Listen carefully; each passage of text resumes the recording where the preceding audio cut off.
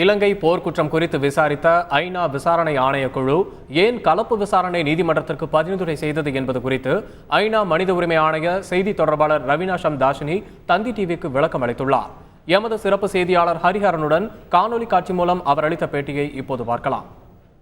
Now that the investigation report on Sri Lanka is released, and indeed its findings are very serious, but why does the High Commissioner call for a hybrid special court and not a full international process or refer it to the International Criminal Court?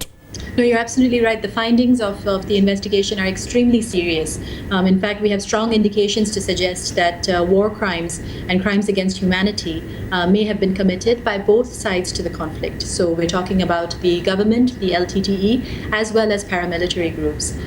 And this is why we are suggesting a hybrid court, which would have a very strong international component. So international investigators, international prosecutors, and international judges. Now, the reason why we feel this is necessary is because, first of all, a purely domestic mechanism cannot work. The victims will simply not trust it. After so many failed inquiries and commissions, after victims have actually faced reprisals and intimidation for even trying to bear witness of the kinds of violations they've faced, they will not trust a purely domestic mechanism. But in the past 9 months or so with the new government, they have shown a sign of increasing engagement with the international community. They have shown a willingness and political will to tackle the important issue of accountability.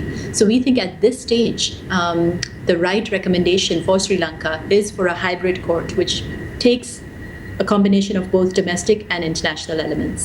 What will be the level of Sri Lanka's participation in this process, ma'am? Well, the exact way that this is designed has yet to be worked out. This is not something that we can work out without the involvement of the Sri Lankan government. We have made this recommendation, and now the next step would be to engage with them and for them to engage as well in a consultative process with the victims themselves, a very broad consultative process, and with the international community to design the exact specifics